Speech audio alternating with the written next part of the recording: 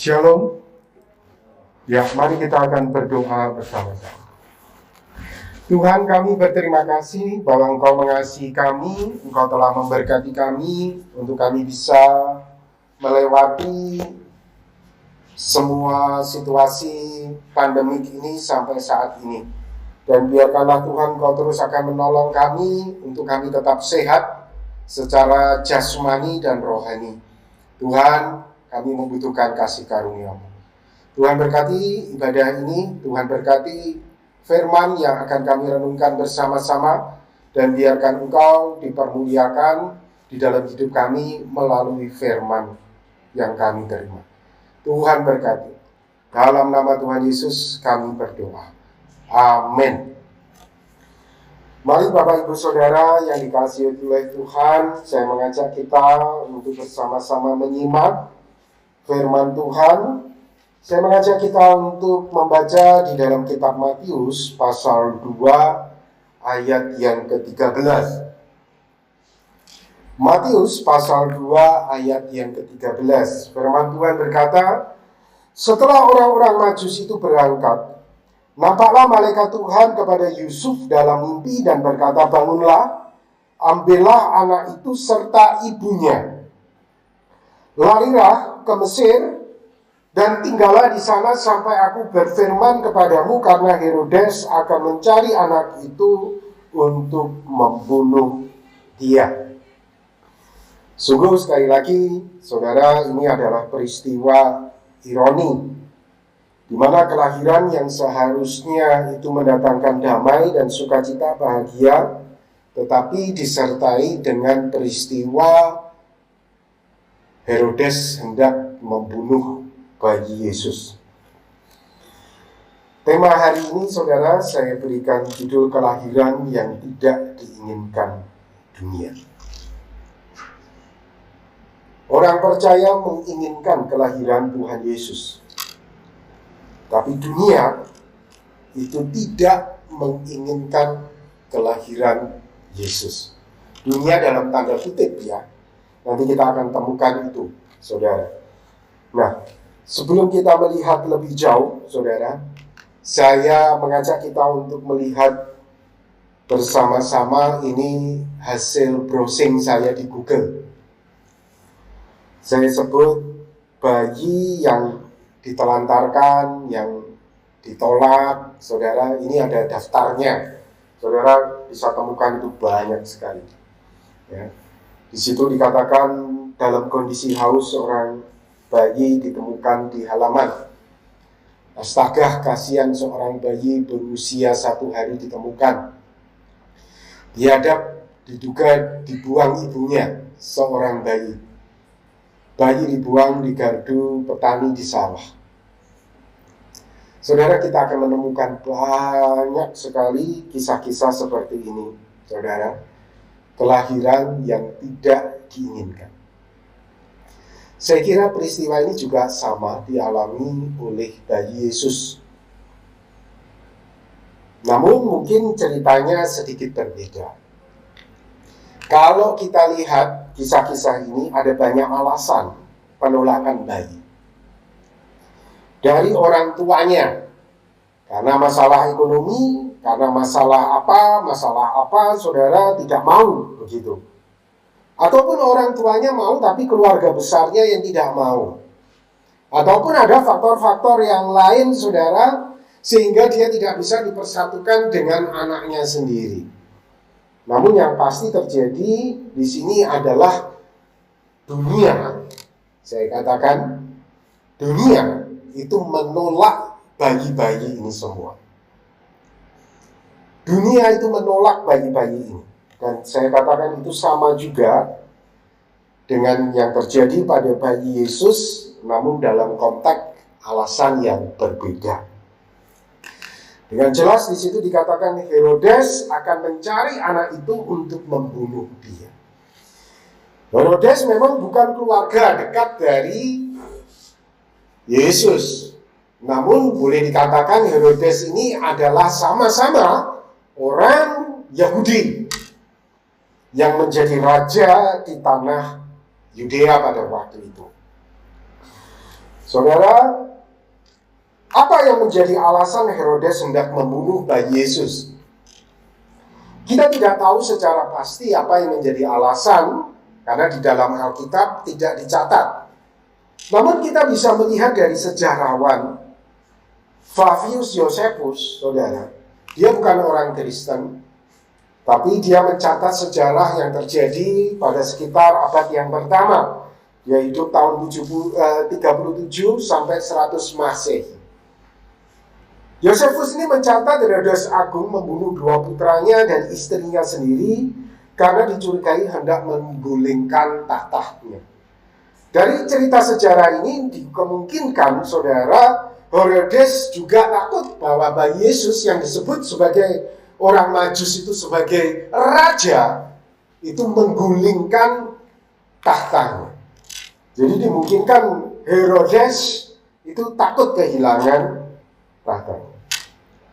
Saudara, apapun alasan Herodes hendak membunuh bayi Yesus, ada kuasa setan di balik keinginan Herodes untuk membunuh bayi-bayi tersebut.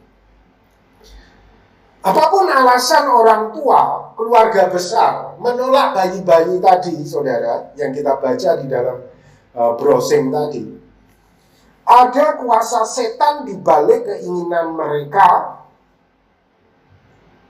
menolak bayi-bayi ini. Saudara, apa yang dialami oleh bayi-bayi ini sesungguhnya sudah juga dialami oleh Tuhan Yesus. Jadi saudara, dunia atau setan itu intinya tidak menginginkan Yesus. Dunia, setan itu tidak menginginkan Yesus. Yohanes 15 ayat 18, ini perkataan Tuhan Yesus. Jikalau dunia membenci kamu, ingatlah bahwa ia telah lebih dahulu membenci aku daripada kamu. Sekali lagi, saudara. Tuhan Yesus berkata, jika dunia membenci kamu, ingatlah bahwa ia telah lebih dahulu membenci aku daripada kamu. Apakah saudara merasa bahwa dunia tidak dapat menerima engkau? Apakah pengalaman masa lalumu itu mirip dengan yang dialami oleh Tuhan Yesus bahwa dunia menolak kelahiran Yesus ini?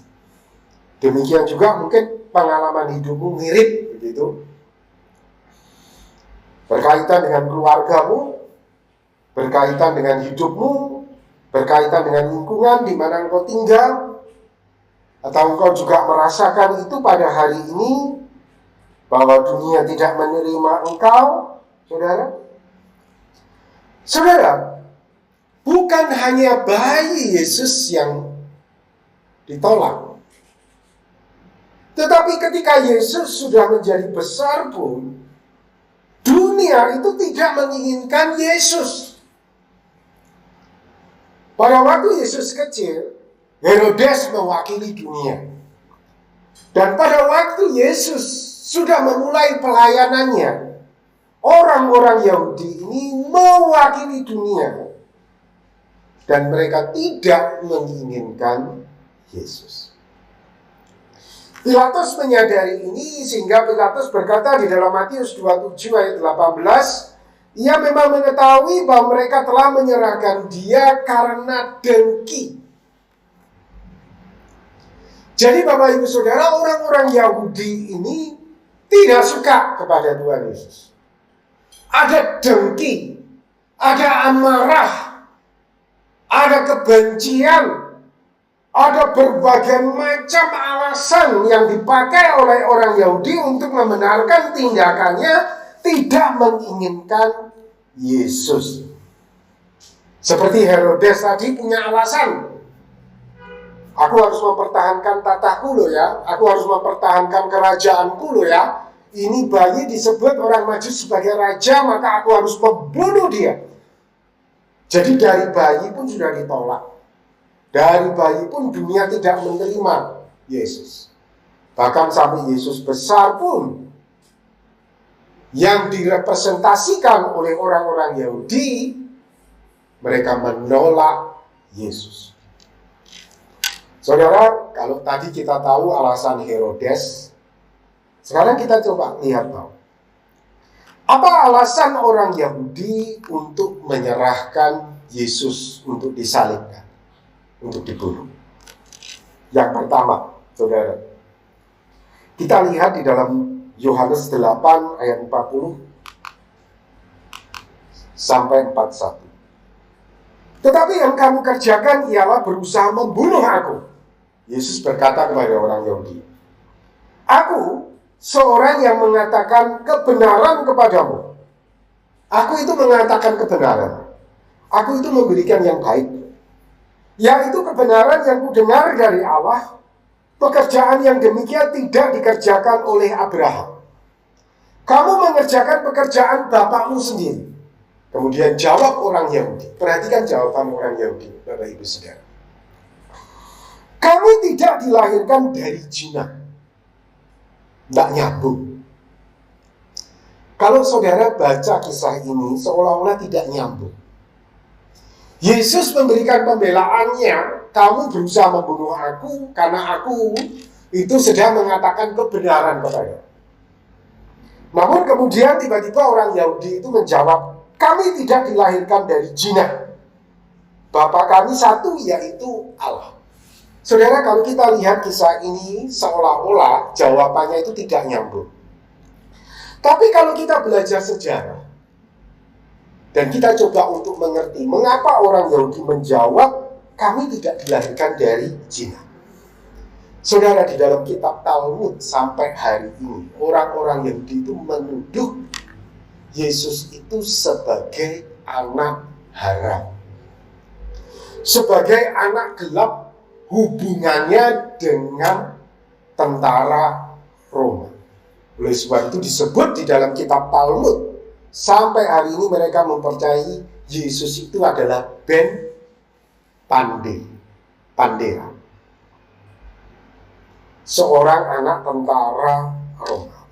Jadi saudara, nampaknya saya katakan orang-orang itu pada waktu itu memahami kamu itu Yesus, kamu itu anak haram. Kamu anak yang tidak diberkati oleh Tuhan, kamu anak yang tidak dilindungi oleh Tuhan, kamu itu anak haram. Saudara, kalau kita lihat gabung dengan kitab Talmud mereka sekarang dengan jawaban ini, nampaknya pemahaman itu sudah ada di otak dari orang Yahudi. Saudara, mungkin engkau juga memiliki pengalaman yang sama.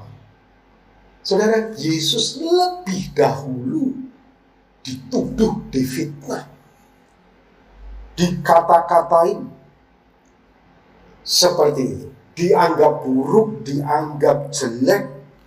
Dan orang-orang Yahudi mempercayai hoax ini, saudara, sejak abad pertama.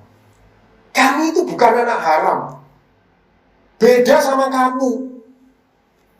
Seolah-olah orang Yahudi itu tidak berkata seperti itu kepada Tuhan Yesus. Yang kedua, saudara, apa yang menjadi alasan orang Yahudi itu tidak bisa menerima Yesus? Kita baca di dalam Yohanes 10 ayat 33. Jawab orang-orang Yahudi itu, karena engkau sekalipun hanya seorang manusia saja menyamakan dirimu dengan Allah. Karena saudara, orang yang menyamakan diri dengan Allah berdasarkan hukum Taurat, orang ini disebut menghujat Allah dan sepantasnya dihukum mati. Namun pada ayat 36 Yesus menjawab, engkau menghujat Allah, engkau menyebut aku menghujat Allah, karena aku telah berkata aku anak Allah. Jadi yang kedua, Yesus dibenci yang pertama karena anak haram itu adalah hoax. Yesus dibenci yang kedua karena Yesus ini adalah anak Allah, kebenaran. Anak Allah bukan dalam pengertian Bapa itu kemudian menikah dengan Maryam seperti yang dipahami oleh agama saudara kita, bukan saudara. Anak Allah yang dimaksudkan oleh Tuhan Yesus di sini adalah Allah sendiri yang menjelma menjadi manusia, dan sebutannya itu menyebut dirinya sebagai anak Allah. Karena hanya satu-satunya manusia tunggal yang jelmaan Allah. Jadi saudara, bukan dalam pengertian ini adalah hubungan suami istri begitu ya, seperti yang dipahami oleh agama saudara kita. Yesus ditolak. Kalau tadi karena hoax, sekarang itu karena kebenaran. Karena memang betul, Yesus itu adalah Logos itu yang telah menjadi manusia, yang disebut sebagai anak Allah.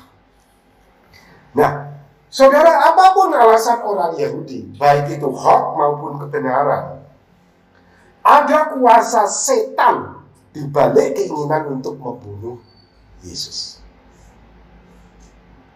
Kemudian jangan saudara kemudian menarik, berarti peristiwa salib itu adalah setan.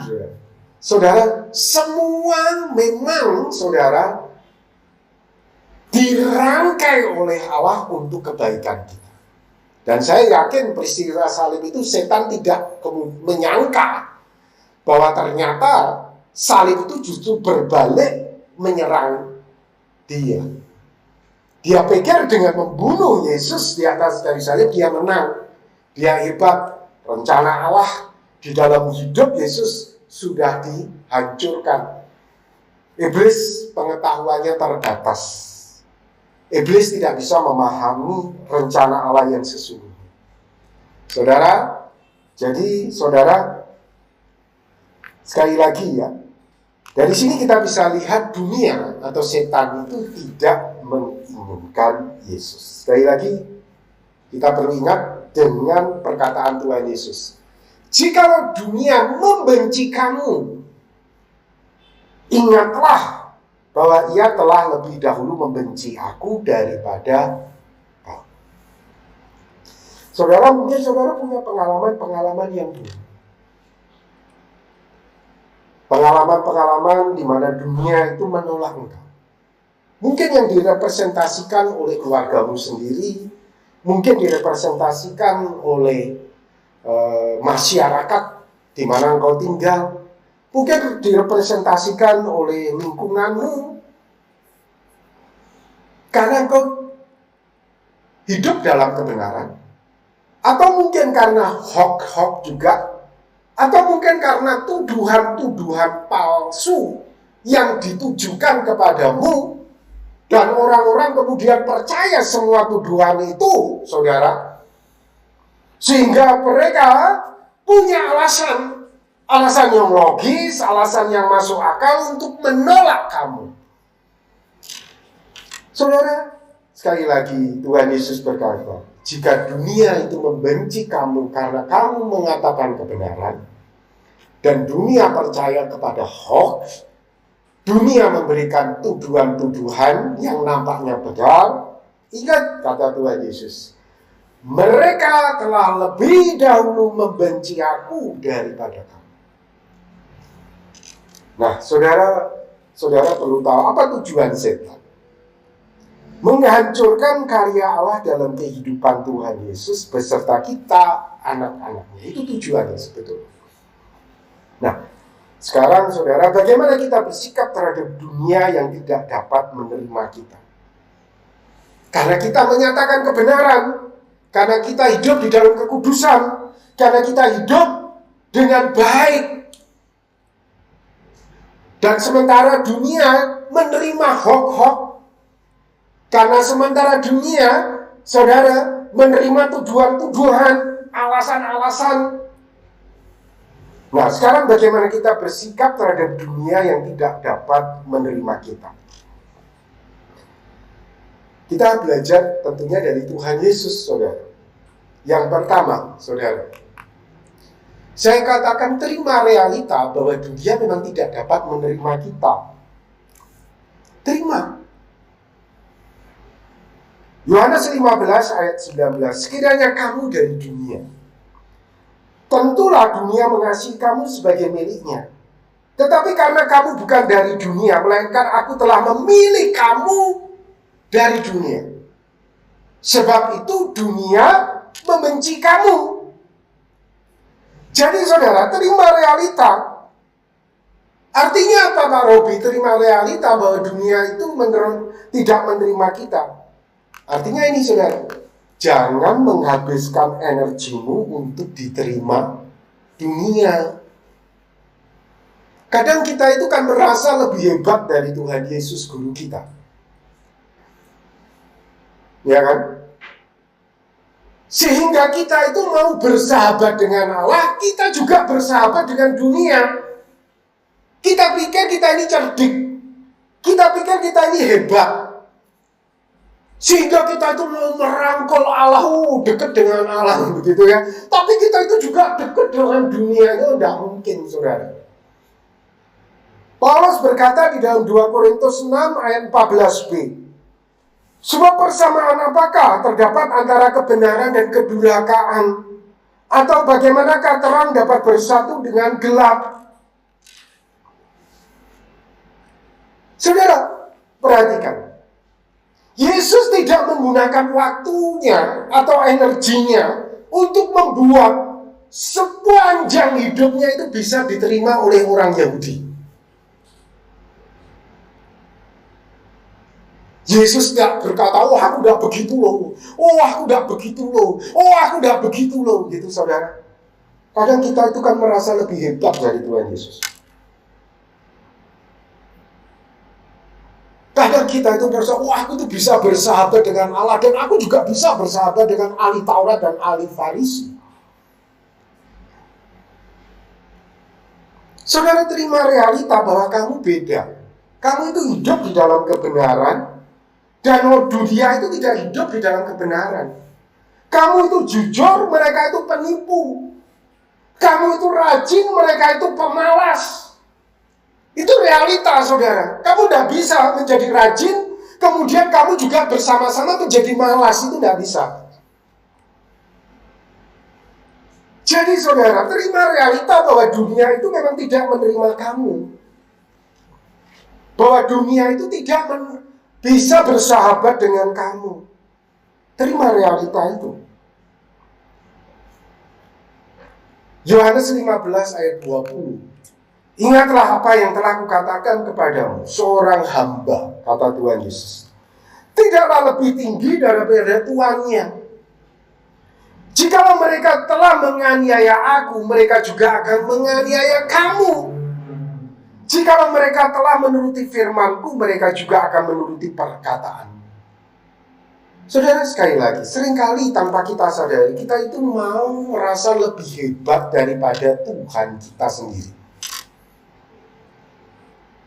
Kita mau bersahabat dengan Allah, tapi juga mau bersahabat dengan orang-orang Farisi dan ahli Taurat. Kita tidak mau dianiaya. Yesus mengingatkan, aku itu dianiaya karena kebenaran, karena hoax. Kamu juga akan mengalami hal yang sama. Dan jika saudara, kamu itu berhasil bersahabat dengan dunia, atau dunia itu menerima kamu, itu berarti kamu sama dengan dunia. Jadi kamu itu jadi bunglon. Di depan Allah kamu seperti ini, di depan dunia kamu juga seperti dunia. Jadi kamu itu bukanlah keluarga Allah sebetulnya. Karena kamu gak ada bedanya dengan dunia. Dunia pencuri, kamu juga pencuri. Dunia pemabuk, kamu juga pemabuk. Dunia curang, kamu juga curang. Saudara, jika kamu berhasil membuat dunia ini menerima kamu, itu kamu adalah dunia. 1 Yohanes pasal 2 ayat 15. Janganlah kamu mengasihi dunia dan apa yang ada di dalamnya. Jika orang mengasihi dunia, maka kasih akan Bapa tidak ada di dalam orang. Jadi saudara, ketika dunia itu menolak kamu karena kamu hidup di dalam kebenaran, terima itu. Ya. Kamu jangan habiskan energimu untuk kamu mau diterima dunia.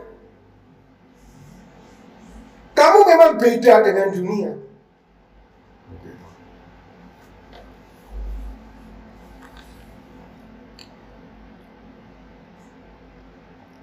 Kemudian saudara, yang kedua, apa yang kita bisa lakukan ketika dunia itu menolak kita atau tidak menerima kita?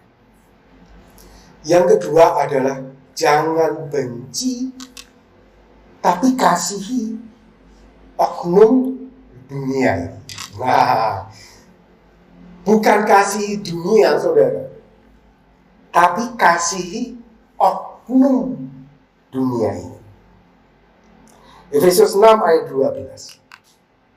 Karena perjuangan kita bukanlah melawan darah dan daging, tetapi melawan pemerintah-pemerintah, melawan penguasa-penguasa, melawan penghulu-penghulu dunia yang gelap ini, melawan roh-roh jahat di udara. Nah, saudara, tadi saya sudah katakan, iblis itu dibalik Herodes. Iblis itu dibalik orang-orang Yahudi. Jadi saudara, kita memang tidak perlu menghabiskan energi kita untuk berdamai dengan dunia. Tapi kita harus mengasihi oknum dunia ini, bukan dunianya, saudara. Oknum dunia ini. Karena sesungguhnya perjuangan kita itu justru melawan roh-roh jahat, bukan oknumnya, saudara. Di dalam Yakobus 3 ayat 15-16. Itu bukanlah hikmat yang datang dari atas, tetapi dari dunia, dari nafsu manusia, dari setan-setan. Sebab di mana ada iri hati dan mementingkan diri sendiri, di situ ada kekacauan dan segala macam perbuatan jahat. Jadi sekali lagi, setan itu dibalik dari oknum dunia. Saya katakan saudara, Tuhan Yesus memberikan teladan kepada kita. Bagaimana kita harus mengasihi oknum dunia. Di atas kayu salib, Tuhan Yesus berkata, "Ya Bapa, ampunilah mereka, sebab mereka tidak tahu apa yang mereka perbuat." Jadi saudara, di dalam dunia ini ada dua oknum. Oknum yang pertama saya katakan oknum baik, tapi dikendalikan oleh kuasa setan. Jadi tidak tahu. Oknum yang kedua, oknum jahat. Ya memang naturnya dia itu sudah jahat, saudara. Naturnya dia itu sudah tahu kebenaran, tapi dia hidup di dalam pelanggarannya. Jadi itu saya katakan oknum dunia yang jahat. Nah, Tuhan Yesus mengajarkan untuk bisa memberikan pengampunan. Tuhan Yesus mengajarkan untuk kita bisa mengasihi mereka. Matius 5 ayat 44-45. Tetapi aku berkata kepadamu, kasihilah musuhmu dan berdoalah bagi mereka yang menganiaya kamu, yang tidak menerima kamu, yang melemparkan hoax kepada kamu, yang punya alasan-alasan logis tadi menuduh kamu. Karena dengan demikian kamu menjadi anak-anak Bapamu yang di surga, yang menerbitkan matahari bagi orang yang jahat dan orang yang baik, dan menurunkan hujan bagi orang yang benar dan orang yang tidak benar. Jadi Bapak Ibu Saudara, jelas di sini kita harus belajar untuk bisa mengasihi oknum dunia. Ini yang diajarkan oleh Tuhan Yesus. Dan ingat saudara, jangan sampai iblis itu mengambil keuntungan. Karena Paulus pun menyadari bahwa setan itu seringkali berusaha untuk mengambil keuntungan dari konflik yang terjadi. Paulus pun menyadari itu, saudara.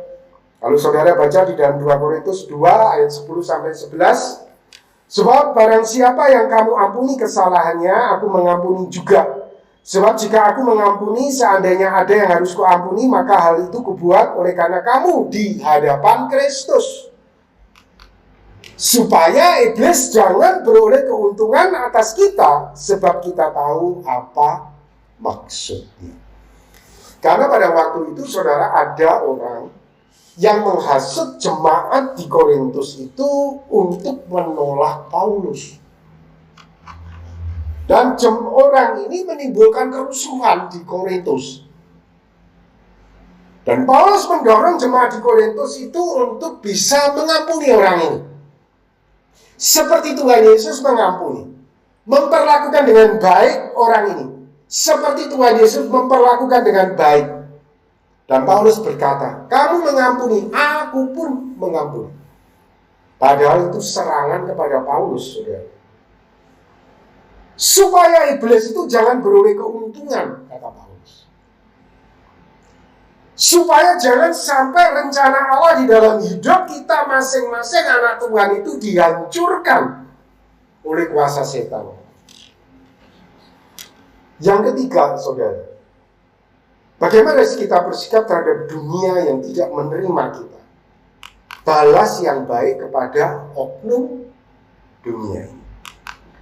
Roma 12 ayat 17, janganlah membalas kejahatan dengan kejahatan, lakukanlah apa yang baik bagi semua. Memang hal ini tidaklah mudah, saudara.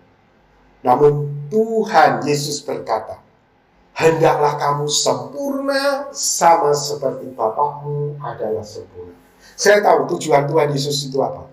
Berusahalah kamu itu sempurna sama seperti Bapakmu sempurna. Kita itu nggak bisa, saudara. Kita dilakukan sesuatu yang jahat, kita itu pengennya balas jahat. Tapi Yesus memahami. Berusahalah. Bekerjalah. Berusahalah. Hendaklah kamu sempurna sama seperti Bapakmu yang di surga adalah sempurna. Yang keempat, saudara. Apa yang kita bisa lakukan ketika kita berhadapan dengan dunia yang tidak menerima kita? Selalu positif, saudara. Di dalam hidup kita ini ada hal-hal yang positif. Jangan mikirin yang negatif-negatifnya, saudara. Tuhan Yesus kalau mikirin yang negatif-negatifnya orang Yahudi, saya kira pasti capek Tuhan Yesus. Ya. Tuhan Yesus kalau memikirkan ngapain Herodes ini, ngapain orang Farisi ahli Taurat ini, macam tuh ceku.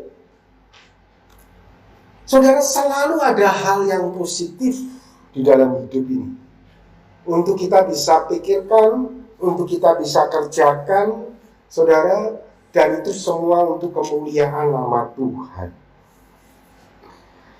Firman Tuhan berkata, jadi akhirnya saudara-saudara, semua yang benar, semua yang mulia, semua yang adil, semua yang suci, semua yang manis, semua yang disedap didengar, semua yang disebut kebajikan dan patut dipuji, pikirkanlah semuanya itu. Dan apa yang telah kamu pelajari, dan apa yang telah kamu terima, dan apa yang telah kamu dengar, dan apa yang telah kamu lihat padaku, lakukanlah itu. Saudara, kalau kita lakukan 4 hal ini, saya percaya saudara, apa yang dikatakan Paulus di dalam Filipi pasal 9 berikutnya, itu akan terjadi di dalam hidup kita. Maka Allah sumber damai sejahtera akan menyertai kamu.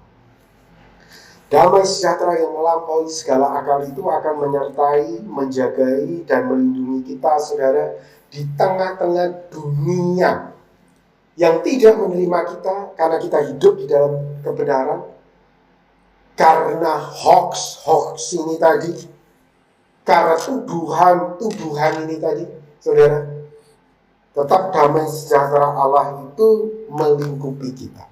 Sekali lagi ya saudara, sikap kita terhadap dunia yang tidak menerima kita. Terima realita. Dan jangan habiskan energimu untuk diterima oleh dunia. Kalau kamu sampai diterima oleh dunia, kalau sampai Tuhan Yesus itu bersahabat dengan Farisi, ahli Taurat, Yahudi, Yesus sama-sama munafiknya kayak mereka. Yesus sama buruknya dengan dunia.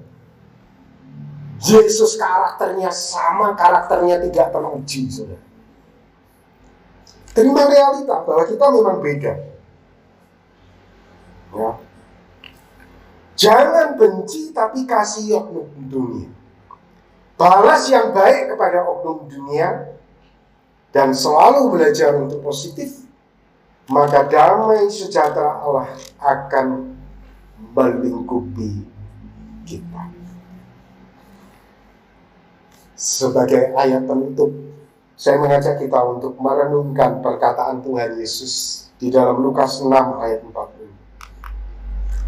Seorang murid tidak lebih daripada guru. Tetapi barang siapa yang telah tamat pelajaran akan sama dengan gurunya. Sekali lagi saudara, jangan kecil hati jika dunia tidak menerima engkau. Yesus sudah mengalaminya. Sekali lagi, seorang murid tidak lebih daripada guru. Tetapi barang siapa yang telah tamat pelajaran akan sama dengan gurunya. Jadi saudara, kalau kita mau sama dengan guru kita, saudara harus terima yang namanya hoax tentang diri. Saudara harus terima yang namanya penolakan dari dunia. Saudara harus terima dan saudara harus hidup di dalam semuanya itu. Saudara harus belajar untuk bisa mengasihi oknum dunia. Saudara harus belajar untuk bisa berbuat baik, membalas kepada oknum dunia. Saudara harus belajar untuk bisa positif dengan hidup kita. Banyak hal positif yang kita bisa pikirkan, yang kita bisa lakukan, yang kita bisa jalani. Saudara, 4 hal ini kita lakukan, saudara. Kita tamat pelajarannya, kita sama dengan guru kita. Amin. Mari kita akan berdoa bersama-sama. Tuhan, terima kasih untuk firman yang Tuhan sudah berikan kepada kami. Dan tolonglah kami ya Tuhan, untuk kami bisa bertumbuh di dalam Engkau. Memang Tuhan, ketika dunia menolak kami seolah-olah tidak terima. Tapi biarkanlah Tuhan, saat ini kami belajar untuk kami menerima realita ini. Dan kami bisa belajar untuk mengasihi oknum dunia. Kami bisa belajar untuk membalas yang baik dan selalu berpikir positif tentang hidup kami. Tuhan Yesus, berkati jemaat-Mu di dalam menghadapi setiap tantangan dan kesulitan, dan biarkan iman mereka bertumbuh di dalam Engkau. Tuhan berkati mereka. Biarkan Tuhan menjamah hidup mereka. Di dalam nama Tuhan Yesus, kami berdoa dan kami bersyukur. Amin.